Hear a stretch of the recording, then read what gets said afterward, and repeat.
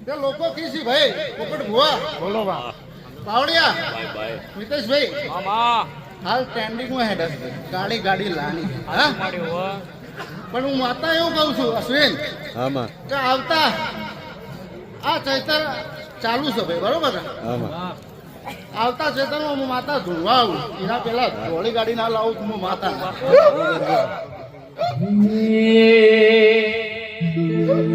એ સુન રે મારી જહુમાં વ્હાઈટ ગાડી લાણી હે